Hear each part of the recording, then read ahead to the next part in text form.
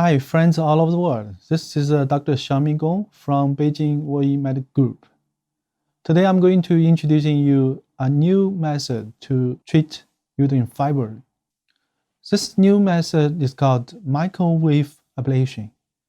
Compared to our traditional laparotomy and laparoscopic surgery, it has less trauma, less bleeding, faster recovery.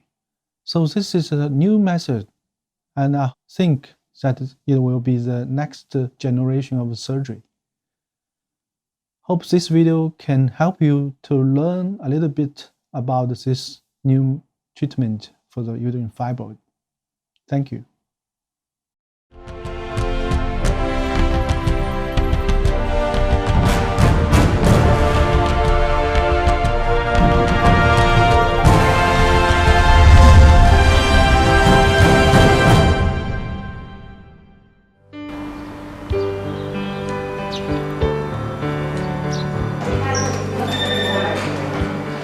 发现瘤子有几年了？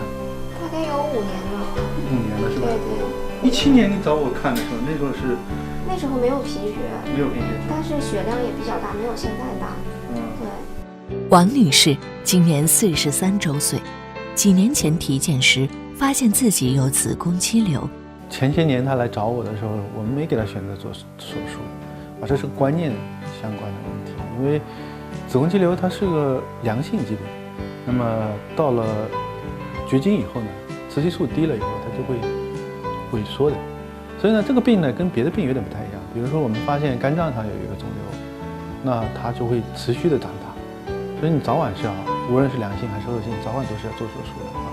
那对于子宫肌瘤呢，这个病呢，它一旦到了绝经以后，女性雌激素下降了以后呢，它这个病就好了，就不需要做手术了。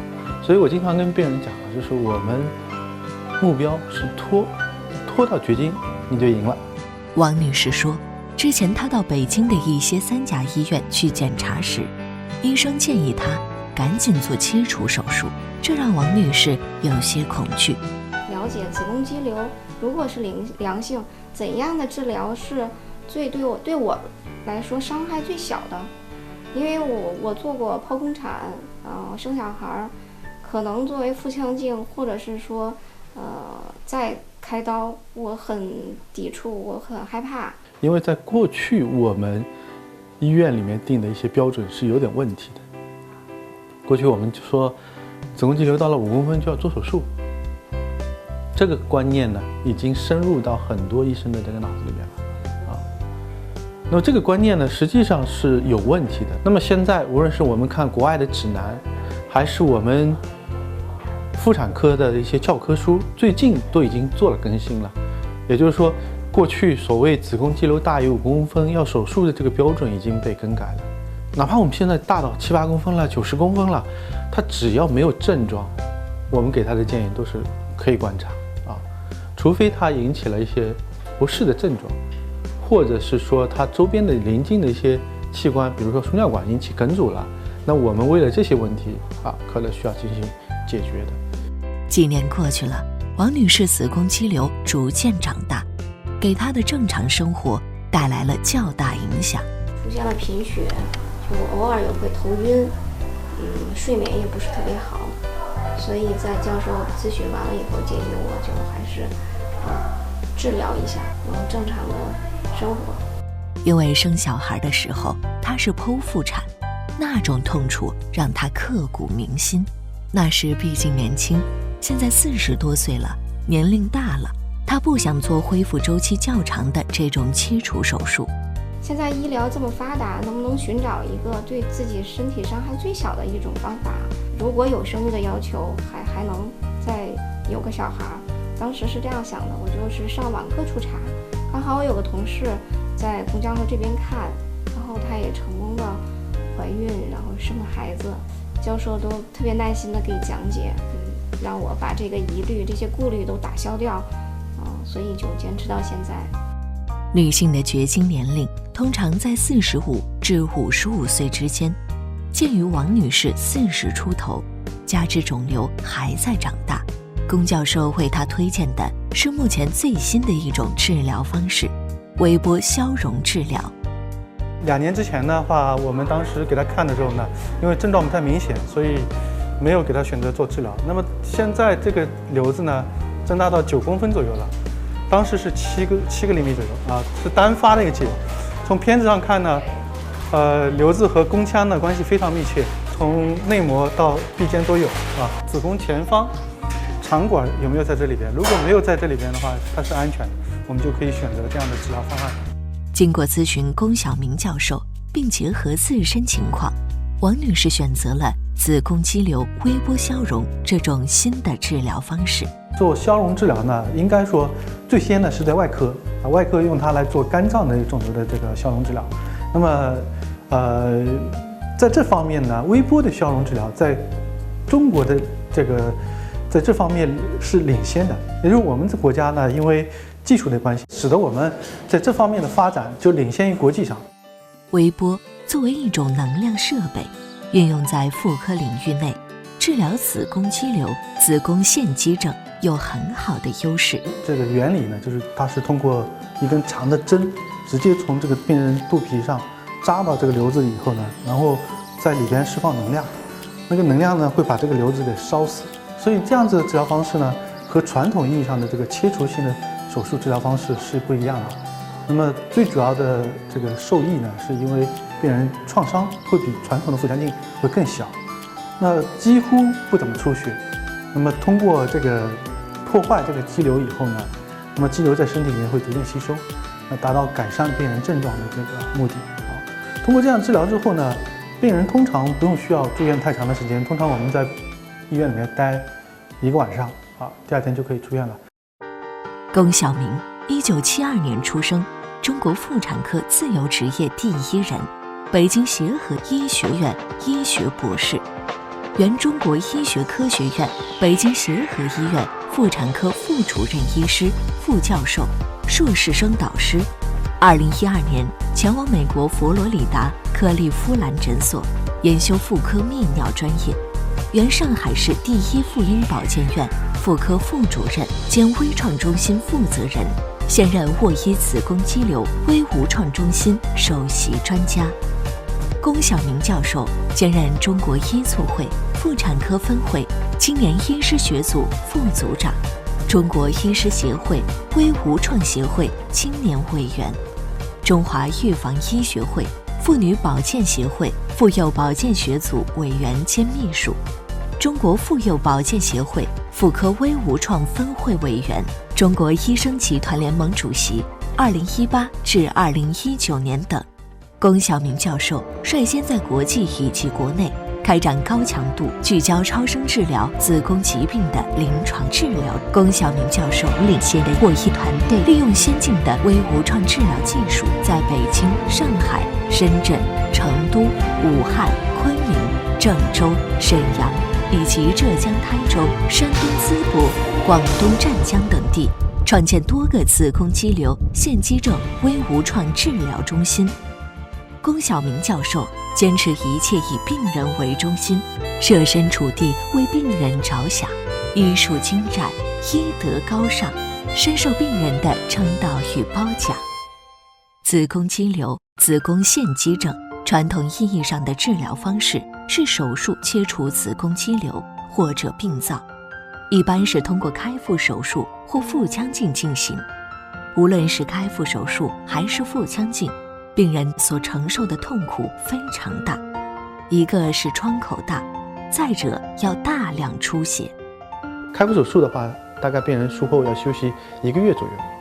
腔镜打洞的手术呢，一般要休息2周左右。而消融治疗的话，我可以让他1周不到就可以回去上班左右。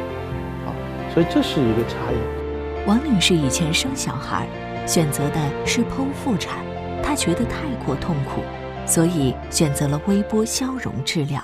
最大的优点呢，就是它对全身的循环影响会比较小，尤其是经过多次手术的病人是特别害怕再做这个腹腔镜手术。曾经有个病人，他做过3次手术，第1次是开腹，第2次是做腹腔镜，第3次我们给他选择做了这个消融治疗。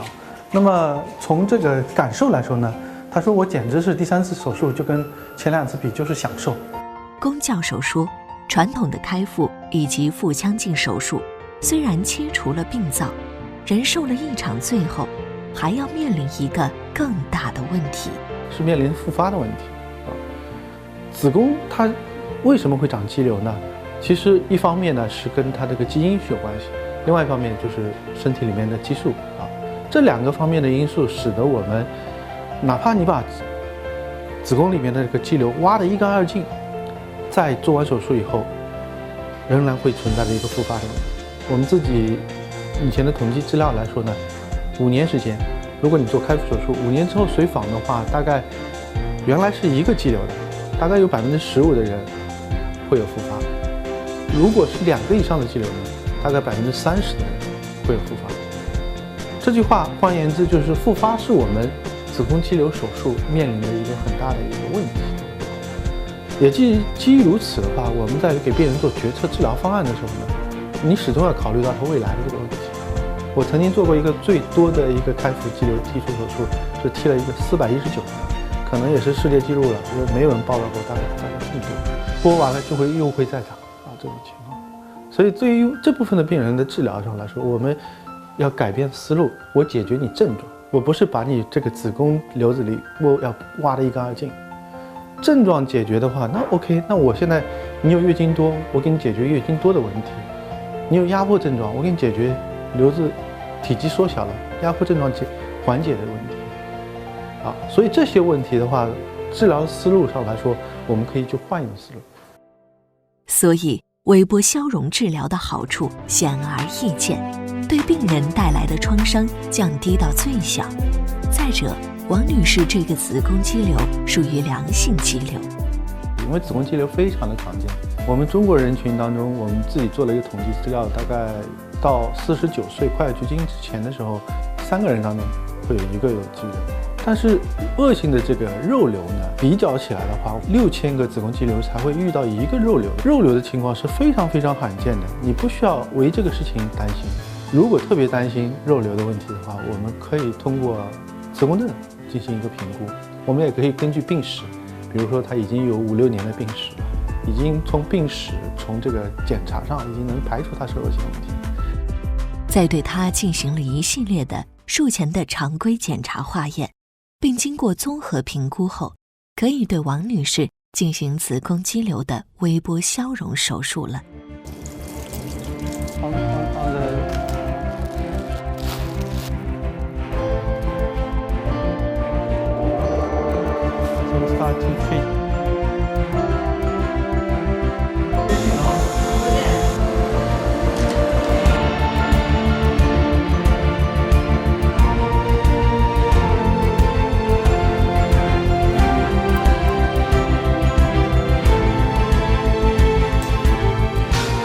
通过大概20多分钟的时间的消融，把它一个10多公分的肌瘤就已经给它破坏掉了。它出血大家可以看非常少，几乎没怎么太多的出血。跟平常的我们做腹腔镜的手术比较起来，那是天壤之别，病人恢复的会很快。明天早上你们可以看到他基本上就可以下地，没有什么太多的不舒服了。所以这是就跟传统手术比较的一个意义。最早的时候我们是要做大口子的切除这种手术创伤就很大，因为第2天下地就非常难。后来呢，我们做成打洞的那个手术，伤口这么长，这个5个毫米到1个厘米左右，病人呢又比以前要好一些。现在这个呢，这伤口基本上就看不出来了。今天他晚上就可以吃东西了。龚教授说，在王女士手术前，他们还做了一个核磁共振的评估。子宫肌瘤为什么要做核磁啊？你是一个大材小用，但是呢，做消融治疗的话，磁共振是有助于我们判断这个瘤子适不适合。一方面呢，有助于我们鉴别它是个良性还是恶性的。虽然是恶性的机会非常小，但是通过核磁共振的检查，有助于我们了解它的性质的问题啊。第2方面呢，就是要了解它的信号是什么啊。有些瘤子呢，我们说在磁共振上的信号呢，不太适合做这种方式的治疗。那么在这个时候呢，我们可能就不能给他选择做消融的治疗，而是要给他选择做切除性的这个治疗。人跟人之间的这种差异，我们要做一个评估的。还有一个呢，就是超声的通路的安全性的问题。比如有些人做过手术啊，肚上有疤，这个超声信号就不太好。或者子宫的前方有很多肠管，使得它超声波通过不过去。其实发现70%-80%的人都是适合做这种治疗的啊，而剩下的1%-20%的人可能不适合，那我们需要选择别的一些治疗方案。当然，任何手术有利也有弊，微波消融手术也不例外。消融治疗做完之后呢，它不像切除性的治疗，我们复查 B 超，切除性的治疗这个瘤子就没有了，看不见了，做 B 超也看不见了。消融治疗呢，如果你术后复查这个超声的话，你还会看到这个瘤子在，但是普通的 B 超看不到瘤子内部的坏死。大家可以想象一下，这个我们烤肉啊，这个肉烤完了以后呢，就会变成一块熟的肉了，以后就会慢慢被血运带走了，就会缩小。所以我们能看得到的是子宫肌瘤它的这个径线的缩小，体积缩小了以后呢，病人症状就会得到改善。第二个呢部分呢，就是存在的一定的残留这个情况。那对于子宫肌瘤这个良性疾病来说的话，我们目标呢是安全，我宁可给它留一点，但是我不希望它出现一些副损伤的这种情况。周边就是很多的邻近的肠管啊、膀胱啊这些器官，所以呢，在消融的时候，如果你稍微不注意，就会影响周边正常的器官的功能啊。那么另外还有一个就是内膜。那么如果说内膜损伤太多的话，如果我们刻意有的时候会破坏内膜，那没有关系。但是有的时候呢，如果只是有部分的内膜影响的话，大概病人术后会出现一些排异的反应，相对时间会比较长一点。所以呢，从这个意义上来说，对于消融治疗的话，通常我们追求的是安全，这是第一位。宫教授说，还有一个就是微波消融手术后坏死的肌瘤，因为它没有血供了，存在术后发烧感染的机会。当然，切除手术也同样存在感染。我们从另外一个角度上来说，它的这个出血的这个机会，它造成病人粘连的这个机会，它造成这个病人这个身体虚弱这个等等的方面的这些问题，都是比切除性的这个情况要好多了。但是相对来说，它感染的机会会比切除性的治疗要稍微要高一些。对于切除性的这个治疗和消融的治疗，都要做一个正确的一个了解。我现在绝对不会说消融治疗可以取代我们所有的治疗。有些病人到我这儿来，我有的时候我给他的第一建议还是说，你能接受切除，我愿意给你选择切除性的治疗。比如说30多岁，但是瘤子特别多，那已经完成生育的这种情况底下，我可能会首选给他做切除性的治疗。但是对于快绝经的一些病人，那么我们选择拖这个治疗方式，症状缓解了就 OK 了。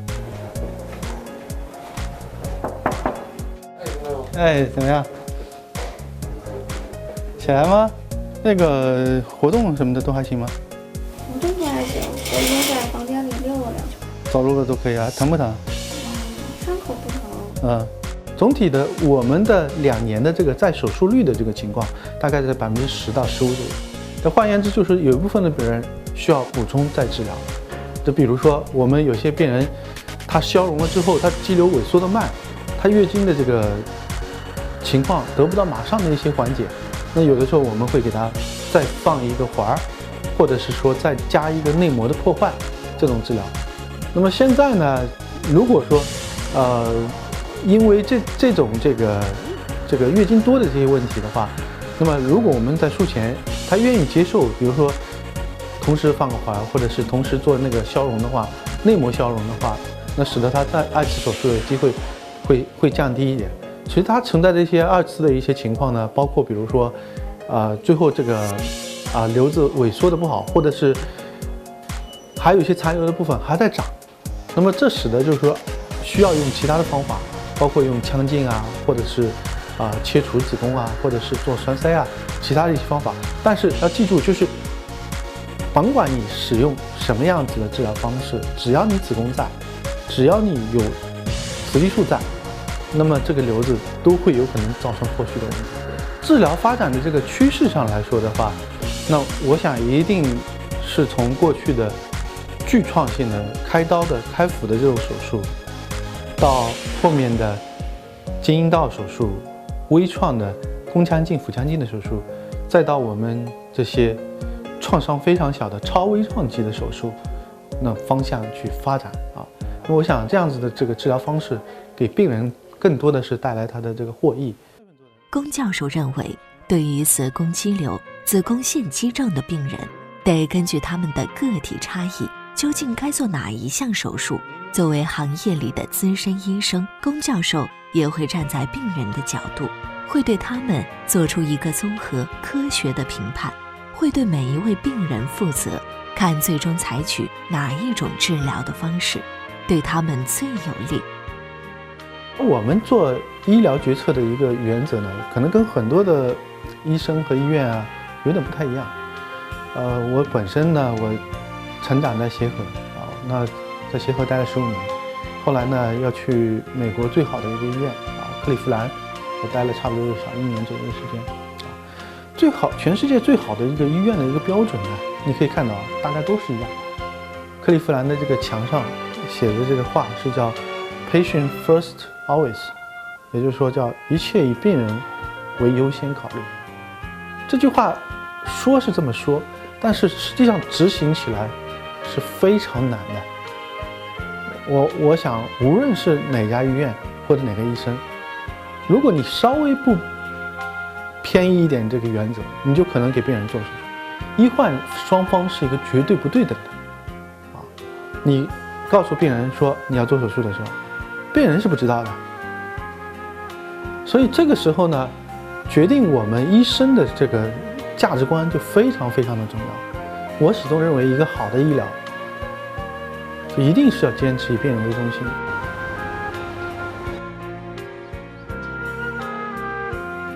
今天就是第2天了，昨天下午做的手术是吧？对，昨天下午。感觉现在还挺好的哈。挺好的。好好休息，早日康复。应该说已经康复了。